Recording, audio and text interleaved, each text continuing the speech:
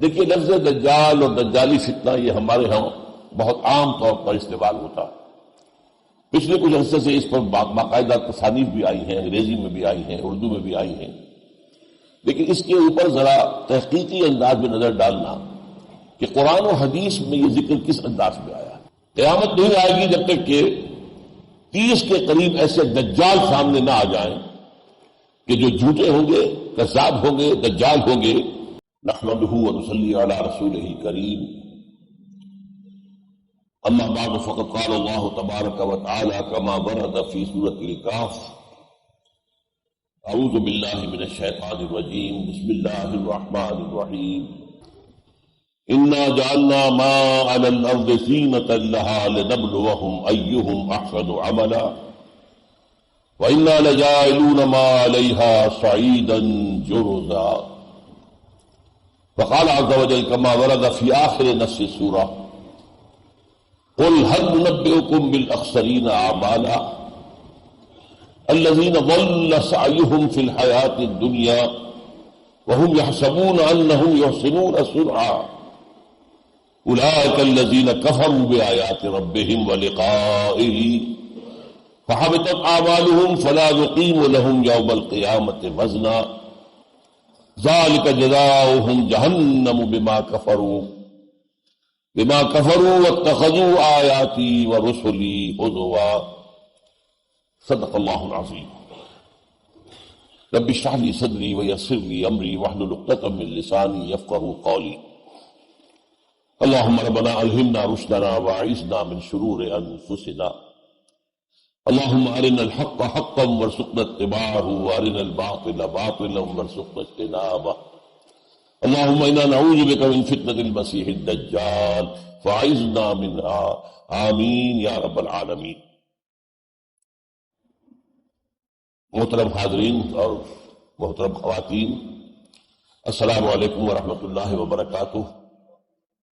پہلے اپنی کچھ معذرت پیش کر لوں. اولاً اس پر کہ میں لیٹ آیا ہوں 15 منٹ. دوسرے یہ کہ میری طبیعت ٹھیک نہیں ہے اور میرا دیر سے آنا بھی اسی وجہ سے ہوا ہے. کچھ عجیب بات تھی. میں صبح سوچ رہا تھا کہ پتہ نہیں اللہ کو کیا پسند ہے. میری پچھلی آمد پر بھی جو مین اجتماع تھا اس میں میں شریک نہیں ہو سکتا. عین اسی دن صبح میں غسل خانے میں گرا اور میرے ٹخنوں میں موچ آئی اور ایک ہڈی میں فریکچر بھی ہوا. تو ہلنا بھی ممکن نہیں تھا. کچھ آئیے کہ میں جہاں کر تقریر کر سکتا.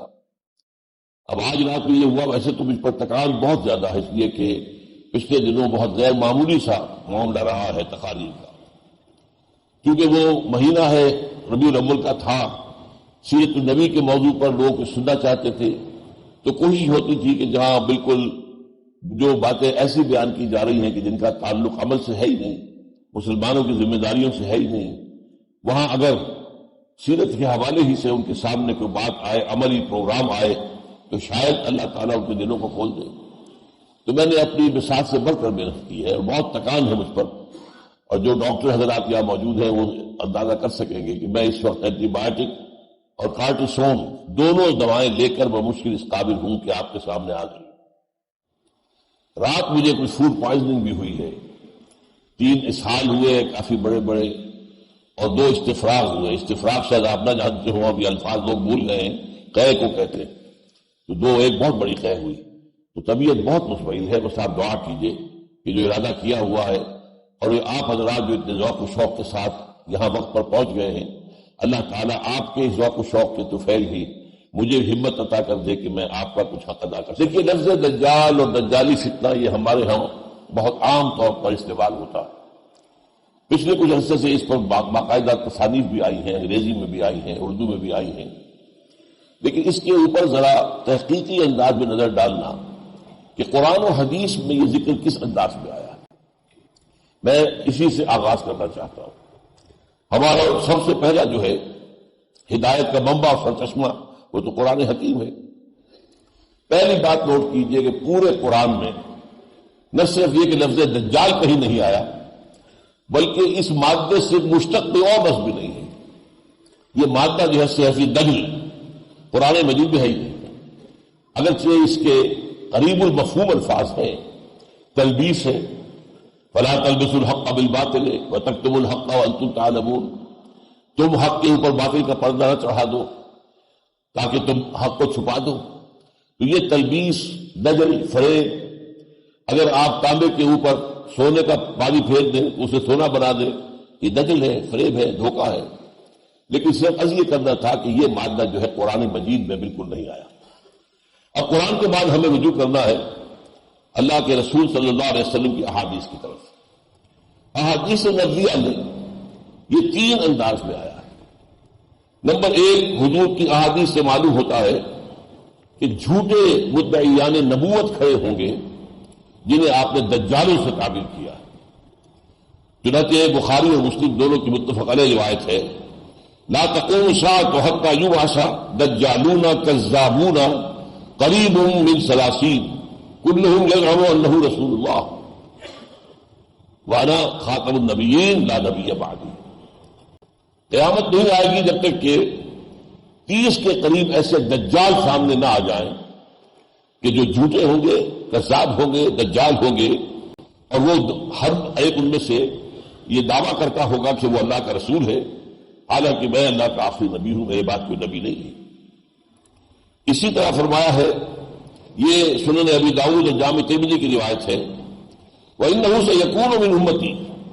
اب یہاں پہ نوٹ کیجیے، شراب کرنے کی میری امت میں سے اٹھیں گے، من امتی کذابون 30 كلهم يزعم انه نبی اللہ وانا خاتم النبیین لا نبی بعدی. میری امت میں سے 30، یہاں پہ قریبا من 30 نہیں بلکہ 30 کا لفظ آیا، 30 ایسے دجال جھوٹے کھڑے ہوں گے جو کہیں گے کہ میں نبی ہوں جبکہ میں خاتم النبیین ہوں اور میرے بعد کوئی نبی نہیں. یہ ہے دوسرا حدیث کے اندر ایک انداز جس میں کہ جھوٹے مدعیان نبوت کو دجال کہا گیا. اچھا، یہ دجال تاریخی اعتبار سے ہمیں معلوم ہے کہ حضور کی حیات طیبہ کے آخری دور میں شروع ہو گئے تھے. 6-7 مدعیان نبوت، جن میں ایک عورت بھی تھی. مسلمہ تو بہت بڑا ثابت ہوا تھا، اس سے جو جنگیں ہوئی ہیں تو بہت صحابہ شہید ہوئے، بڑا نقصان پہنچا ہے. بہرحال یہ سلسلہ شروع تو وہاں سے ہو گیا تھا. اس کے بعد اب ریکارڈ پورا ہمارے پاس نہیں ہے کہاں کہاں پیدا ہوئے. البتہ اپنے زمانے کے بارے میں ہمیں معلوم ہے کہ ایک ایران میں بہا اللہ پیدا ہوا جس نے کہ نبوت کا دعویٰ کیا. بہائی اس کے جو فالوورز ہیں وہ کہلاتے ہیں، اور مغربی ممالک میں ان کے بڑے مراکز ہیں، اس لیے کہ تمام مغربی ممالک جو ہے سپورٹ کرتے ہیں. اور اس کے بعد لعنت اللہ علیہ غلام احمد قادیانی سامنے آیا، اس نے نبوت کا دعویٰ کیا. اور وہ بھی آپ کو معلوم ہے کہ قادیانی اگرچہ وہ اپنے آپ کو احمدی کہتے ہیں لیکن یہ قادیانی ہیں، اب ربوائی ہیں. لیکن یہ کہ ان کی بھی تعداد گھٹ نہیں رہی، بڑھ رہی ہے. فتنہ جو ہے مزید طوفان کی شکل اختیار کر رہا ہے. اس لیے سارا مغرب ان کے پشت پر ہے، انہیں ساری سہولتیں حاصل ہیں. بلکہ آپ کے علم میں ہوگا بہت سے ہمارے مسلمان نوجوان جو مغربی ممالک میں جانا چاہتے ہیں، آباد ہونا چاہتے ہیں پیسے کی خاطر، اچھی معاش کی خاطر، ان کے لیے آسان راستہ یہ ہے کہ وہ اپنے آپ کو قادیانی ڈکلیئر کر دیں. اس کا مطلب کیا ہے کہ پاکستان میں ہم پرسیکیوٹڈ مائنورٹی ہیں، ہم نہیں رہ سکتے، لہذا ہمیں پناہ دی جائے. بہت سے لوگ مجھ سے سوال کرتے تھے کہ کیا صرف اس کے لیے ہم اگر یہ لکھ دیں تو کیا یہ بڑا گناہ ہوگا؟ میں نے کہا یقیناً بہت بڑا گناہ ہوگا. آپ اس مقصد کے لیے اپنے آپ کو قادیانی ظاہر کریں، بہت بڑا گناہ، لیکن ہوا ہے اور بہت سے لوگوں نے اختیار کیا ہے. ایک جو ہے ظاہر ہوا ہے ابھی حال ہی میں، وہ رشاد خلیفہ کے نام سے ایک مصری، اس نے پہلے تو ذرا ایک مقبولیت حاصل کی کہ قرآن حکیم کا میتھمیٹیکل پروف 19 کے عدد سے، یہ جو سورہ مدثر میں آیا ہے کہ اس کے اوپر جہنم کے اوپر علیہا 19 19 ہے سرہنگ یا بڑے فرشتے جو اس پر معمور ہیں. اس نے کہا یہ 19 کا حصہ جو ہے کلید ہے قرآن کی، اور بعض چیزیں اس نے کچھ ثابت کی بھی واقعتاً کوئی بات ہے. اس لیے کہ سورہ قاف کے اندر، یہ سورہ قاف میں ان کا کہنا یہ ہے کہ جن صورتوں کے شروع میں حروف مقطعات ہیں وہ حروف اس صورت کے اندر 19 کے ملٹیپل کی شکل میں ہوں گے، 19 ہوں گے، 38 ہوں گے، 57 ہوں گے. اور میں حیران ہوا واقعتاً جب میں نے جائزہ لیا سورہ قاف کا. باقی تو یہ بہت لمبی صورتوں کو ان کا جائزہ تجزیہ کرنا تو بڑا دقت والا کام تھا، لیکن قاف جو ہے چھوٹی صورت ہے، 3 رکوع ہیں اس کے. وہاں واقعی بات سامنے یہ آئی کہ جہاں بہت سی قوموں کا ذکر ہے وہاں اخوان و لوط کہا گیا ہے، قوم و لوط نہیں کہا گیا. باقی ہر جگہ قرآن میں قوم و لوط، قوم و لوط، قوم و لوط نہیں، یہاں اخوان و لوط. اگر یہاں قوم آتا تو 58 عدد ہو جاتا قاف کا سورہ قاف کے اندر. تو وہاں پر یہ ایک احتیاط گویا کہ ہمیں نظر آ رہی ہے کہ لفظ بدل کر لایا گیا تاکہ 57 کا ملٹیپل رہے. ایسی چیزوں میں میری جو رائے بنی ہوئی ہے کہ کچھ نہ کچھ تھوڑی بہت کچھ سچائی ہوتی ہے، لیکن جب اس کو بنیاد بنا لیا جائے، اسی کو اصول بنا لیا جائے اور اسی کو جڑ اور بنیاد بنا لیا جائے تو پھر گمراہی پیدا ہوتی ہے. چنانچہ اس کے ساتھ یہی ہوا کہ اس کے حساب میں سورہ توبہ کی آخری 2 آیتیں فٹ نہیں ہو رہی تھی. انہوں نے کہا یہ ہے ہی نہیں قرآن میں سے، یہ تو قرآن میں خام خواہد کر دی گئی. بارہ اس سے مسلمانوں کا ماتھا ٹھنک گیا کہ اس کی گمراہی اور اس کی شیطنت جو ہے وہ واضح ہو گئی. قرآن کا تو ایک لفظ بھی رس سے اتر نہیں ہو سکتا، کوئی جا کے 2 آیات اور 2 بھی آیات ایسی جو مسلمانوں کو بہت ہی عزیز ہے نبی اکرم صلی اللہ علیہ وسلم کی شان میں، شان مبارکہ میں. تو اس حوالے سے پھر معلوم ہوا کہ اس نے نبوت کا دعویٰ بھی کر دیا اور بالآخر اسے ہیوسٹن میں، امریکہ کا ایک شہر ہے، وہاں انہوں نے اپنا مرکز بنایا تھا. بات وہاں پھیل گئی تھی اس کی، پھر کسی شخص نے انہیں قتل کر دیا. تو یہ بھی ایک تازہ ترین واقعہ تھا. اور بھی ہو گئے ایسے. تو بہت سے لوگ آ جاتے ہیں کہ میرے پاس آتے ہیں، ڈاکٹر صاحب میں مہدی ہوں، آپ میرا ساتھ دیجیے. اچھا بھائی آپ مہدی ہو گے تو آپ اللہ تعالیٰ آپ سے کام لے لے، جو بھی اللہ نے مہدی سے لینا ہے. ہوتے بہت سے. تو یہ چیزیں جو ہے ایک جو ہے ایسا لازماً جلد ہی ظاہر ہونے والا ہے. یہودیوں کا ایک لیڈر سامنے آئے گا جو دعویٰ کرے گا کہ میں وہ مسیحا ہوں جس کی پیشین گوئی تمام انبیاء کرتے آئے ہیں. یہ جو اولڈ ٹیسٹمنٹ ہے تورات، اس کی بہت سے انبیاء کرام کے کتابوں میں یہ موجود ہے کہ اللہ تعالیٰ جب یہودیوں پر برے دن ہوں گے، زوال ہوگا، محکومیت ہوگی، وہ دبے ہوئے ہوں گے، پسے ہوئے ہوں گے، مظلوم ہوں گے، مقہور ہوں گے، تو اللہ ایک مسیحا نازل کرے گا جو ان کو ذلت سے اور طار مذلت سے نکال کر اور پھر وہ اچھی زندگی کا آغاز کریں گے. تو وہ اس کے منتظر تھے. اچھا وہ وعدہ اللہ نے پورا کر دیا، حضرت مسیح علیہ السلام آ گئے. لیکن قوم کی بدبختی اور خاص طور پر ان کے علماء کی بدبختی، انہوں نے ماننے سے انکار کر دیا. انہیں اول تو ولد الزنا قرار دیا. ان کے بارے میں کہا گیا کہ یہ تو ظاہر بات ہے کہ یوسف نجار کا بیٹا ہے، بغیر اس کے کی شادی ہوئی ہو. معاذ اللہ ثم معاذ اللہ. پھر ان کے اتنے بڑے بڑے معجزے جو واقعہ یہ کہ کسی اور نبی اور رسول کو نہیں دیے گئے، وہ تو مجسم معجزات تھے. انہیں کہا گیا یہ جادو ہے اور جادو کرنے والا کافر ہوتا ہے، لہذا عیسیٰ کافر ہو گیا ہے. جب کافر ہو گیا ہے تو مرتد ہے، مرتد ہے تو واجب القتل ہے. چنانچہ سن ہیڈرن جو ان کا سب سے بڑا ادارہ تھا، جو دارالقضاء کہہ لیجئے ان کا، جو یا یہ کہ جو ادارہ افتاء دارالفتاء تھا، انہوں نے فیصلہ کر دیا. وہاں حکومت ایسی تھی اس وقت کہ اصل حکومت تھی رومیوں کی، لیکن انہوں نے ایک محدود آزادی دے رکھی تھی، ایک اٹانومی دے رکھی تھی یہودیوں کو بھی. ایک بادشاہ یہودیوں کا بھی موجود تھا ہیروڈ اینٹی پاس کے نام سے، لیکن اس کے اختیارات یہ نہیں تھے کہ وہ اپنے اختیار سے کسی کو پھانسی دے سکے. یہ ہے کہ دارالفتاء کا فتویٰ جائے گا، جو گورنر پائلیٹس پونٹس وہاں پر ہے کہ جو کہ رومی گورنر ہے، وہ اگر وہ صحیح سمجھے گا تو پھانسی دے گا. اس گورنر نے انکار بھی کیا کہ ہمارے خیال میں تو اس کا کوئی جرم نہیں ہے اس مسیح کا، تم کیوں اس کے جان کے پیچھے پڑے ہوئے ہو. وہ لمبی بات ہو جائے گی، لیکن انہوں نے اصرار کیا کہ نہیں، یہ تو چونکہ ہمارا تم سے معاہدہ ہے کہ ہمارا فیصلہ ہوگا، ہمارا فتویٰ ہوگا، ایگزیکیوٹ آپ کو کرنا پڑے گا. چنانچہ ان کے خیال میں، یہودیوں کے خیال میں بھی اور اس وقت کے لوگوں کے خیال میں بھی حضرت مسیح سولی چڑھ گئے. معاذ اللہ، قرآن اس کی نفی کرتا ہے وما قتلوہ وما صلبوہ ولکن شبہ لہم. البتہ یہ شبہ لہم کے معنی کیا ہے یہ ہمیں معلوم نہیں تھے، معلوم نہیں تھے کہہ رہا ہوں، اب کچھ معلوم ہو گئے.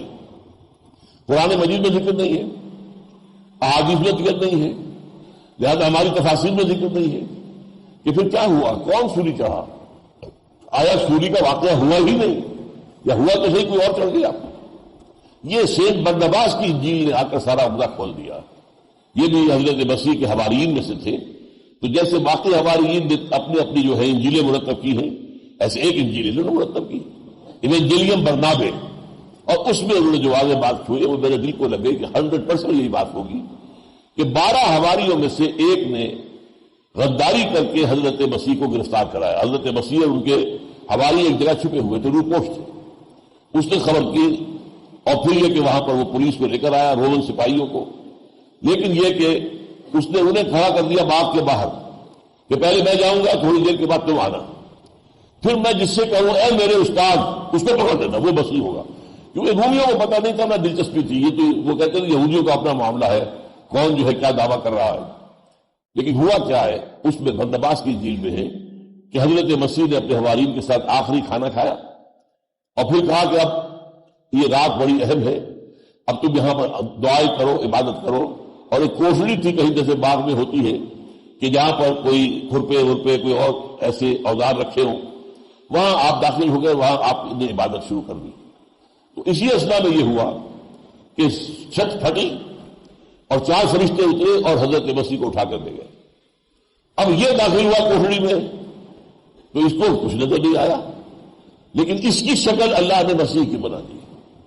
یہ گھبرا کے باہر نکلا تو دوسرے ہماری جاگ گئے، سو گئے تھے، ان میں اے ہمارے استاد، تو رومیوں نے اسی کو پکڑ لیا، اور وہ ہے کہ جو سولی چڑھا ہے۔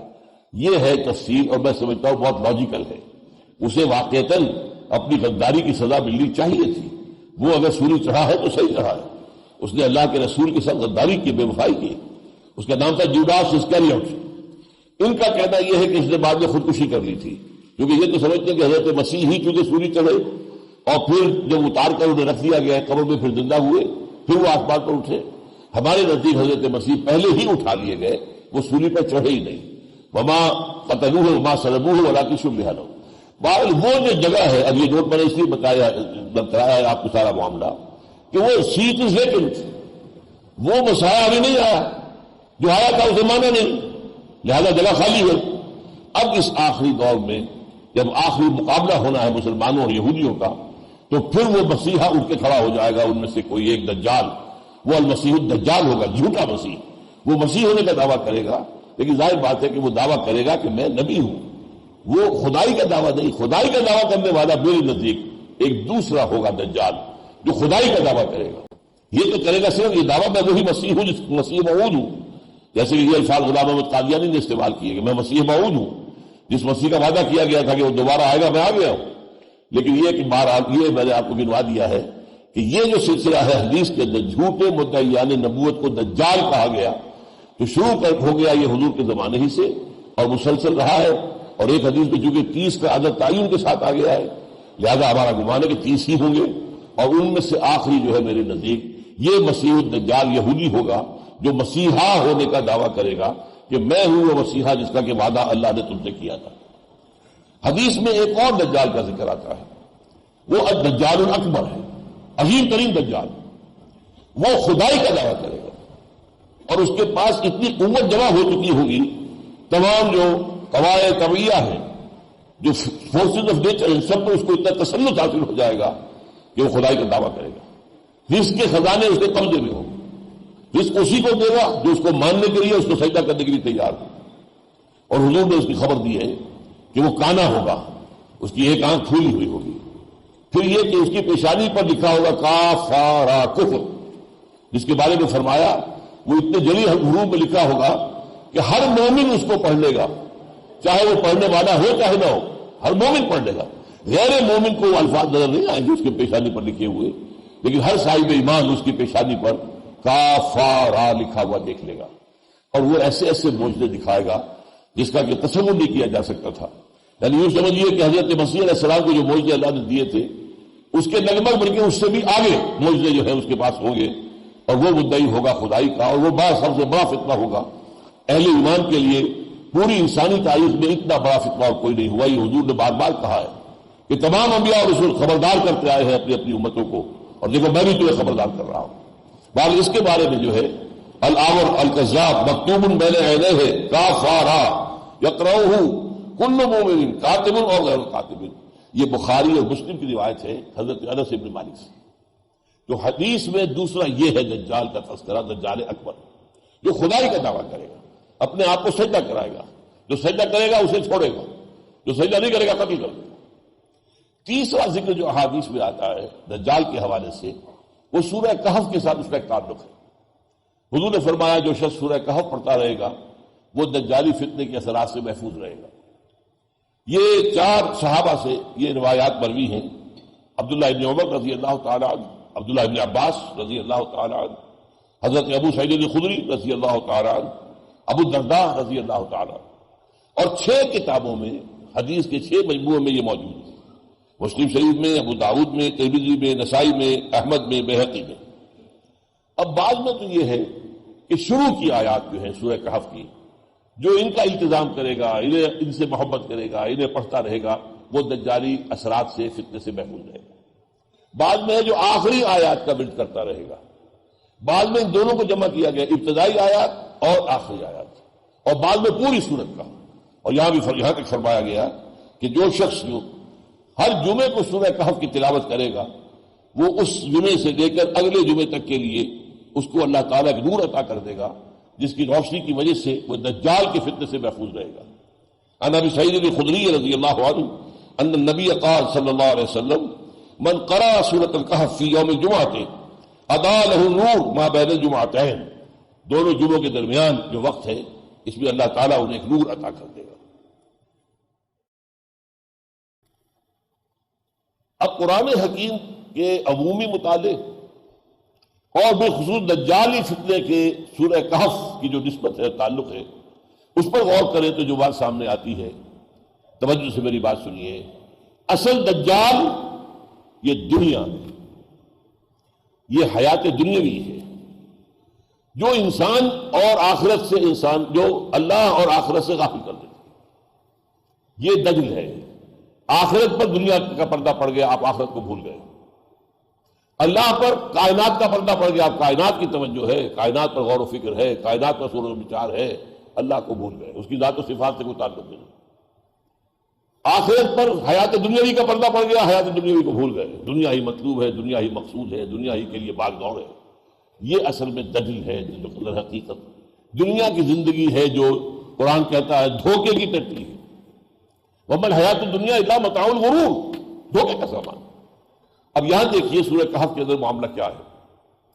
پہلے رکوع میں وہ عظیم آیت آئی ہے، إِنَّا جَعَلْنَا مَا عَلَى الْأَرْضِ زِينَةً لَهَا لِنَبْلُوَهُمْ أَيُّهُمْ أَحْسَنُ عَمَلًا، اس زمین پر ہم نے جو کچھ بنایا ہے اسے اس کی زیبائش بنا دیا ہے، آرائش، سنگھار، اس کا زیور، تاکہ یہ بنی اور سجی ہوئی اور خوبصورت اور حسین نظر آئے، اور پھر ہم امتحان لیں گے۔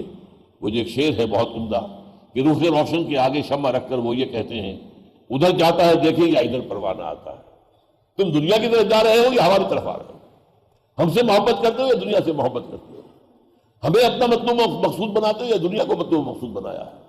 تو سب سے بڑا امتحان، سب سے بڑا دجل، سب سے بڑا فریب یہ دنیا کی زندگی ہے۔ اور یہ بھی نوٹ کر لیجئے کہ یہ جتنی زندگی، یہ دنیا جو ہے جتنی زیادہ حسین ہوتی جا رہی ہے، یہ ساری سائنسی ترقی نے دنیا کو بہت حسین بنا دیا ہے۔ کیسے کیسے شاندار باغات، کیسے کیسے شاندار سڑکیں، کیسی کیسی فلک بوس عمارتیں، کیسے کیسے ہوائی جہاز، جو پیکر ہزار آدمیوں کو ہم گود میں لیے ہوئے دوڑا جا رہا ہے۔ اب یہ دنیا کی زندگی بہت زیادہ جو ہے دلکش ہے، زیادہ حسین ہے۔ کیسی کیسی کاریں، کتنی لمبی چمکیلی ایسی کاریں، کیا کیا چیزیں جو آج ایجاد ہوئی۔ تو جیسے جیسے یہ سائنٹیفک ارتقا ہوا ہے، دنیا کی زندگی زیادہ مزین ہو گئی ہے، زیادہ جو حسین ہو گئی ہے، زیادہ دلکش ہو گئی ہے۔ یہ لوگوں کو اپنے اندر گم کر دیتی ہے، جو علامہ اقبال نے کہا کہ کافر کی یہ پہچان کے آفاق میں گم ہے، اور مومن کی یہ پہچان کے گم اس میں ہے آفاق۔ وہ دنیا میں رہتا ہے لیکن بالا تر رہتا ہے۔ وہ جو حضور نے فرمایا مالی ولی دنیا، مجھے تمہاری دنیا سے کیا سروکار ہے، انما مثلی کا راکب استظل تحت شجرۃ ثم راح وترکہ، میری مثال تو مسافر کسی ہے جو تھوڑی دیر کے لیے کسی درخت کے سائے میں آرام کرتا ہے، پھر اس کے بعد وہ اپنا راستہ لیتا ہے۔ اسے اس درخت کا، وہ درخت اس کا گھر نہیں ہے، اس کی منزل نہیں ہے، بلکہ وہ تو مسافر ہے، اس نے تھوڑی دیر کے لیے آرام کیا سنسلانے کے لیے۔ چنانچہ یہی آپ نے فرمایا کن فی الدنیا کانک غریب او عابر سبیل، دنیا میں ایسے رہو جیسے کہ تم اجنبی ہو یا راہ گزرتا مسافر، بس اس سے زیادہ نہیں۔ اس سے زیادہ اس سے دل لگایا تو ظاہر بات ہے کہ پھر یہ تمہیں اپنے سحر کے اندر مسحور کر دے گی، اپنے حسن کے اندر تمہیں ایسا جکڑ لے گی کہ پھر اللہ کہاں، آخرت کہاں، یہ تمام چیزیں تمہاری ذہنوں سے نکل جائیں گی۔ ہوں گی بھی تو صرف عقیدے کی پوٹلی کی شکل میں، دماغ کے کسی گوشے میں لکھی ہوئی ہوں گی، عمل میں کوئی اثر نہیں ہوگا۔ عملاً تم طالب دنیا بنو گے، کہتے رہو گے اللہ کی تحمید اور حمد اور ثنا بھی کرتے رہو گے، لیکن عملاً طالب دنیا۔ تو یہ اصل میں اب اس کو دیکھیے، جو میں نے کہا تھا کہیں تو شروع کی آیات کے بارے میں کہا گیا، کہیں کہا گیا آخری آیات. اب یہ پہلے رکوع میں تو یہ آیت کھڑی ہے ایک ستون کے مانند، جو فرمایا گیا کہ انا جعلنا ما علی الارض زینۃ لها لنبلوہم ایہم احسن عملا. آخری رکوع میں جا کر دیکھیے اس کا جو نتیجہ نکلتا ہے وہ ستون کھڑا ہے. قل هل ننبئکم بالاخسرین اعمالا، اے نبی ان سے پوچھئے ہم تمہیں بتائیں اپنی بھاگ دوڑ میں، اپنی کوشش اور جد و جہد میں، دنیا میں محنت اور مشقت تو سب کرتے ہیں، لقد خلقنا الانسان فی کبد، محنت اور مشقت تو ہر انسان کا مقدر ہے، لیکن اس بھاگ دوڑ اور محنت اور مشقت کا جو حاصل ہے اس کے اعتبار سے سب سے زیادہ گھاٹے میں کون ہے یہ بتائیں تمہیں. قل هل ننبئکم بالاخسرین اعمالا، جواب کیا دیا؟ الذین ضل سعیہم فی الحیات الدنیا، وہ لوگ جن کی سعی، بھاگ دوڑ، محنت، جد و جہد، مشقت دنیا کی زندگی ہی کے اندر گم ہو کر رہ گئی. وَهُمْ يَحْسَبُونَ أَنَّهُمْ يُحْسِنُونَ صُنْعًا، اور سمجھ وہ یہ رہے ہیں کہ ہم تو بہت اچھا کام کر رہے ہیں. دیکھو میں نے چھوٹی سی دکان شروع کی تھی، آج کتنا بڑا سٹور میرا ہے. میں نے ایک کارخانہ لگایا تھا ٹیکسٹائل کا، آج میرے 3 کارخانے ہیں. دیکھو میں نے کتنی ترقی کی ہے، میں کامیاب ہو رہا ہوں، میری ساری جد و جہد جو ہے برابر ہو رہی ہے. وہ یہ سمجھ رہے ہیں کہ ہم بہت کامیاب ہو رہے ہیں، لیکن قرآن کہتا ہے وہ اخسرین، خسارے میں بھی سب سے نیچے، اخسر سب سے زیادہ گھاٹے میں.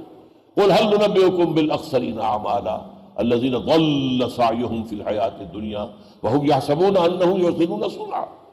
اس کے بعد کی آیات کو میں چھوڑ رہا ہوں اس وقت، خود آپ دیکھیے گا جا کر کہ ایسے لوگوں کو کہا گیا کہ یہ کافر ہیں، انہوں نے ہماری آیات کا انکار کیا، چاہے یہ کہتے ہیں کہ آخرت پر ایمان ہے. آخرت پر ایمان نہیں ہے، اس لیے کہ ان کا تو مقصود و مطلوب تو صرف دنیا ہے، آخرت پر ایمان کہاں ہے؟ اولئک الذین کفروا بآیات ربہم ولقائہ فحبطت اعمالہم، چاہے انہوں نے کچھ یتیم خانہ بنا دیا، کوئی اور کام اچھا کر دیا، یہ اعمال اللہ کی نگاہ میں کوئی وقت نہیں رکھتے، جبکہ ان کا مطلوب و مقصود اللہ نہیں، آخرت نہیں، بلکہ یہ دنیا بن گئی ہے. اب دیکھیے یہ جو پہلا رکوع انا جعلنا ما علی الارض زینۃ لنبلوہم ایہم احسن عملا، آخری رکوع قل هل ننبئکم بالاخسرین اعمالا الذین ضل سعیہم فی الحیات الدنیا وهم یحسبون انہم یحسنون صنعا. یوں ان دونوں کے درمیان ایک ڈور باندھ دیجئے، اس ڈور میں تھوڑے تھوڑے وقفے سے یہی مضمون آ رہا ہے بار بار. معلوم ہوتا ہے سورہ کہف کا مضمون یہ ہے، اس کا عمود یہ ہے. چنانچہ اسی میں فرمایا گیا، ایک تو حضور سے خطاب کر کے کہا گیا وَاصْبِرْ نَفْسَكَ مَعَ الَّذِينَ يَدْعُونَ رَبَّهُمْ بِالْغَدَاةِ وَالْعَشِيِّ يُرِيدُونَ وَجْهَهُ وَلَا تَعْدُ عَيْنَاكَ عَنْهُمْ تُرِيدُ زِينَةَ الْحَيَاةِ الدُّنْيَا. یہ بڑا نازک مقام ہے. ادمگاہ زیر آسمان عرش نازک تر، نفس گم کر دمی آیت جنید و باعث دی جا، جو کہ حضور کا معاملہ ہے. ذرا سی بھی زبان ادھر ادھر پھر کھڑا جائے تو ایمان کے نالے پڑ جائیں گے.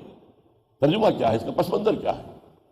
دیکھیے حضور صلی اللہ علیہ وسلم اپنی دعوت میں، ظاہر بات ہے جو لوگ صاحب حیثیت تھے معاشرے میں ان کو اولیت دیتے تھے، ان کی حیثیت ہے، معاشرے میں ان کا مقام ہے، لوگ ان کی بات سنتے ہیں، مانتے ہیں، تو ان کا جو بھی حیثیت ہے اگر وہ ایمان لے آئے تو اسلام کو تقویت حاصل ہوگی نا. حضور کو اپنی ذات کے لیے ایسا نہیں کرتے تھے، وہ اپنے مفاد کے لیے نہیں. اب ظاہر بات ہے کہ جو بیچارے غریب، جو غلام اور بے کس لاچار لوگ پٹ رہے تھے، مارے جا رہے تھے، اب اس کی بھی حفاظت کی شکل یہی ہو سکتی تھی نا کہ کوئی بڑے لوگ ایمان لائیں تاکہ ان کے سہارا بنے. جب حضرت عمر ایمان لائے تو سہارا بنے کہ نہیں بنے؟ حمزہ ایمان لائے تو سہارا بنے کہ نہیں بنے؟ اس وجہ سے حضور کی جو توجہ ہوتی تھی ان صاحب حیثیت لوگوں کی طرف، اس کا ایک لازمی اثر یہ ہوتا تھا کہ جو غرباء تھے، غرباء صحابہ، فقراء صحابہ، ان میں ایک احساس بحرومی کا پیدا ہوتا تھا کہ حضور کی التفات، حضور کی توجہ، حضور کی عنایت ان لوگوں کی طرف زیادہ ہے، ہماری طرف نہیں. اس میں یہ خیال پیدا ہو سکتا تھا، شیطانی وسوسہ، کہ شاید حضور کو بھی دنیاوی دولت اور دنیاوی حیثیت ہی کی اہمیت ہے آپ کے نزدیک. یہ کبھی ہے، اس کو کہا حضور ایسا مت کیجیے. اللہ نے کہا وَلَا تَعْدُ عَيْنَاكَ عَنْهُمْ وَاصْبِرْ نَفْسَكَ مَعَ الَّذِينَ يَدْعُونَ رَبَّهُمْ بِالْغَدَاةِ وَالْعَشِيِّ. اے نبی اپنے آپ کو تھامے رکھیے، روکے رکھیے ان لوگوں کی صحبت میں کہ جو اپنے رب کو پکارتے ہیں، صبح شام ذکر کرتے ہیں. وَلَا تَعْدُ عَيْنَاكَ عَنْهُمْ، ان کی طرف سے اپنی نگاہوں کو ہٹا کر یہ دولت مندوں کی طرف نہ کیجیے. ترید و زینت الحیات الدنیا، تاکہ کہیں یہ گمان پیدا نہ ہو جائے۔ لفظی ترجمہ تو یہ بھی ہوگا کہ کیا آپ طالب بن گئے ہیں دنیا کی زینت کے؟ لا حول ولا قوت، یہ ترجمہ ہم نہیں کریں گے۔ یہ وسوسہ پیدا ہو سکتا ہے کسی کے دل میں کہ شاید حضور کی نگاہ میں بھی یہ دنیاوی دولت اور حیثیت جو ہے اسی کا مقام ہے، تو روکا گیا۔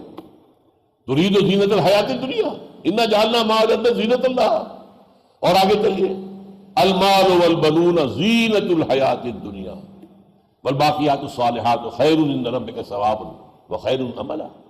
یہ مال اور بیٹے یہ دنیا کی زندگی کی زیبائش اور آرائش ہے، خیر اور اللہ تعالیٰ کی نعمت وہ تو وہ نیک اعمال ہیں، باقیات الصالحات جو باقی رہیں گے، آخرت میں ساتھ جائیں گے، اور انہیں سے زیادہ توقع بھی ہو سکتی ہے کہ وہ تمہارے جو ہے آخرت کے اندر تمہاری نجات کا ذریعہ بنیں گے۔ اس کے علاوہ بھی آپ پورے قرآن میں دیکھیے وَمَا الْحَيَاةُ الدُّنْيَا إِلَّا مَتَاعُ الْغُرُورِ، کئی دفعہ آیا دنیا کی زندگی جو ہے وہ سوائے دھوکے کی ٹٹی کے کچھ نہیں ہے۔ یہ تمہیں اللہ سے دور کرتی ہے، اللہ کو بھلا دیتی ہے، تمہاری ساری نگاہوں کے اندر ساری حیثیت اور ساری اہمیت دنیا کی ہو جاتی ہے، تم دنیا کے غلام بن کے رہ جاتے ہو۔ جیسا کہ فرمایا گیا تئس عبد الدینار و عبد الدرہم، ہلاک ہو جائے درہم و دینار کا بندہ، تم روپے پیسے کے غلام بن جاتے، تو وہ تمہارا معبود بن جاتا ہے روپیہ پیسہ۔ اسی طرح فرمایا وَمَا الْحَيَاةُ الدُّنْيَا إِلَّا لَهْوٌ وَلَعِبٌ، یہ دنیا کی زندگی تو کھیل کود کے سوا کچھ نہیں ہے۔ بھائی سوچو یہاں جو بادشاہ ہے وہ بادشاہ کیا ہے؟ ایسے ہی ہے جیسے کسی ڈرامے میں کوئی بادشاہ ہوتا، 3 گھنٹے کا ڈرامہ ہے، اس میں بادشاہ ہے، اس کے اوپر جو ہے وہ اعلیٰ لباس ہے اور اعلیٰ محل میں رہ رہا ہے، جیسے 3 گھنٹے ختم ہوئے وہ لباس اترا اور پھر وہ ایکٹر صاحب کیا تھے وہ وہی رہ گئے۔ یہی معاملہ ہے، 30 سال کا ایکٹنگ ہو رہی ہے، 40 سال ہو گیا کوئی بادشاہ ہے وہاں لباس فاخرہ پہن رہا ہے، لیکن دھوکہ ہے بھئی، یہ لباس فاخرہ یہ اللہ کی نعمت نہیں ہے، یہ اللہ کی دی ہوئی جو ہے کوئی اس کے لیے قیمتی شے نہیں ہے، بلکہ یہ تو ایک وقتی سی بات ہے۔ کھیل کود، کھیل میں ڈرامے میں تم نے کسی کو بادشاہ بنا دیا تھوڑی دیر کے لیے، کسی کو فقیر بنا دیا، ڈرامہ ختم ہوا، نہ بادشاہ بادشاہ ہے نہ فقیر فقیر ہے، دونوں جو ہے ایک جیسے وہ جو ہے ایکٹر ہے۔ اور قرآن مجید میں آتا ہے فَلَا تَغُرَّنَّكُمُ الْحَيَاةُ الدُّنْيَا وَلَا يَغُرَّنَّكُمْ بِاللَّهِ الْغُرُورُ۔ دیکھو مسلمانوں، دنیا کی زندگی تمہیں دھوکے میں نہ ڈالے، بیویئر، کیپ الرٹ، چوکنے رہو، یہ دنیا کی زندگی تمہیں دھوکے میں نہ ڈالے۔ فَلَا تَغُرَّنَّكُمُ الْحَيَاةُ الدُّنْيَا وَلَا يَغُرَّنَّكُمْ إِلَّا بِاللَّهِ الْغَرُورُ۔ اسی طرح وہ دھوکے باز جو ہے شیطان لعین اللہ کے حوالے سے بھی دھوکہ دیتا ہے، اجی بڑا رحیم ہے، بڑا کریم ہے، بہت وہ تو معاف فرمانے والا ہے، ستار ہے، غفار ہے، لہذا کیے جاؤ جو کر رہے ہو، کیے جاؤ حرام خوری جو کر رہے ہو، جو خدا سے بغاوت کی زندگی گزارے جاؤ، وہ بخشنے والا ہے بڑا، وہ تو یوں سمجھیے کہ دکھتا نواز ہے، کسی بات کے اوپر بخش دے گا۔ یہ سارا معاملہ جو ہے کون شیطان پڑھا رہا ہے؟ یہ شیطان ابلیس، تو یہ در حقیقت اللہ کی رحمت کے حوالے سے، اللہ کی مغفرت کی شان غفاری کے حوالے سے دھوکہ لے رہا ہے۔ ہاں اللہ غفار ہے، اللہ جو ہے تواب ہے، لیکن اللہ انتقام لینے والا بھی ہے، جو انتقام، اللہ تعالیٰ شدید العقاب بھی ہے، سزا دینے میں نہایت سخت بھی ہے، یہ بھی تو اللہ کی شان ہے نا۔ اور حضور نے یہی فرمایا کہ بندہ مومن کو اللہ کے ساتھ تعلق ان دونوں چیزوں کے بین بین رکھنا چاہیے، اس کی رحمت سے نا امید بھی نہ ہو، لیکن اس کی رحمت کی امید پر کہیں جری نہ ہو جاؤ گناہ کے اوپر، اس کے برعکس جو ہے ڈرتے بھی رہو، کیا پتہ پکڑ ہو جائے۔ اس کی انتہا تو ہے حضرت ابوبکر کا قول کہ ایک طرف امید کا عالم کیا ہے اور دوسری طرف خوف کا عالم کیا ہے۔ فرماتے ہیں کہ اگر مجھے یہ معلوم ہو جائے کہ تمام انسان جنت میں جائیں گے سوائے ایک کے، تب بھی مجھے خوف ہوگا شاید وہ ایک میں ہی ہوں، اور اگر مجھے معلوم ہو جائے کہ تمام انسان جہنم میں جائیں گے سوائے ایک کے، تب بھی مجھے خیال ہوگا کہ شاید وہ ایک میں ہی ہوں۔ تو رجا بھی ہو، امید اور اللہ کا خوف بھی، ان دونوں کے مابین رہا جائے۔ ایک آیت اور بہت بڑی پیاری ہے، حَتَّى إِذَا أَخَذَتِ الْأَرْضُ زُخْرُفَهَا وَزَيَّنَتْ، بارش برستی ہے، زمین جو بنجر پڑی تھی، بے آب و گیا، کچھ نہیں تھا، خاک اڑ رہی تھی، اب وہاں پر کھیتی ابھرتی ہے، گھاس اگ رہی ہے، اہتزت و ربت ایک الفاظ آئے ہیں، زمین میں سرسراہٹ پیدا ہو گئی، حرکت آ گئی، زندگی آ گئی، اب وہ سبزہ اس کی زبائش بن رہا ہے۔ اور یہاں کہا حضرت زخرفہا، اس نے اپنے گویا کے گہنے، اپنے جو ہے وہ زیور پہن لیے ہیں. اب ظاہر بات ہے کہ پھر انسان انہی کی طرف رہے گا. آخری آیت کے سلسلے میں دے رہا ہوں. قال رب بما اغویتنی، یہ ابلیس نے چیلنج دیا تھا اللہ تعالیٰ کو، پروردگار تو نے جو مجھے گمراہ کیا. اب یہ اس کے معنی کیا ہے، اس کے پر پھر کبھی بحث.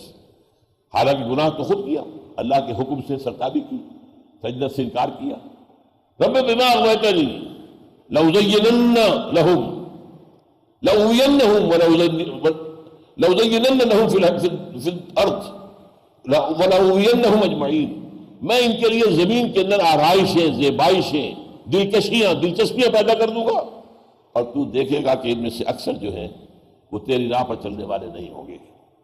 اب یہاں یہ نوٹ کر لیجئے، پچھلی 3 صدیوں کے دوران دنیا کی زیبائش و آرائش میں اس تیزی کے ساتھ ترقی ہوئی.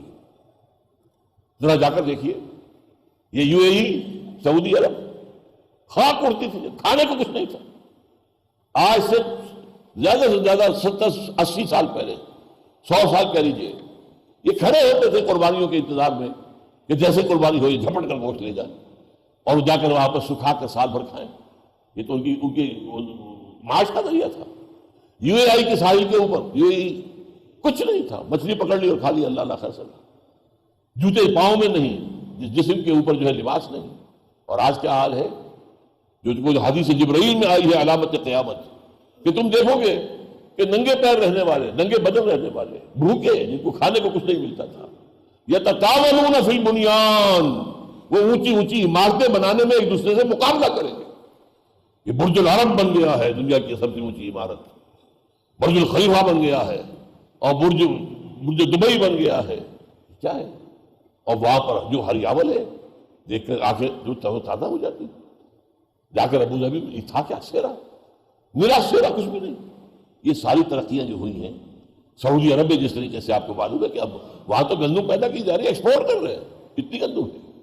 انہوں نے اس طریقے سے وہ جو ایک آرٹیفیشل اریگیشن کا نظام بنایا ہے، اتنا بہترین نظام جس میں پانی کا لاس ہی نہیں ہے.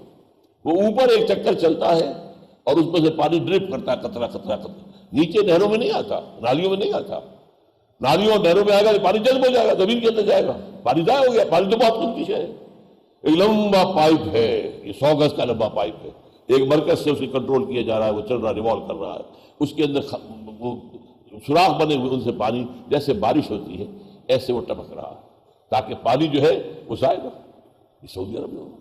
ہوائی جہاز سے آپ سفر کریں، اگر جدہ سے ریاض تک تو معلوم ہوگا کتنی جگہوں پر نیچے دیکھتے ہیں اس قدر بہاؤ بہار، اور اس قدر بڑے بڑے رقبے جو ہیں وہ گرین ہو گئے. یہ سارا اس دور کے اندر یہ دنیا کی دجالیت جو ہے وہ اپنے ایک عروج کو پہنچ گئی ہے. اب آئیے اس کا ایک پس منظر ہے تاریخی، وہ میں تھوڑا سا آپ کے سامنے بیان کر دوں.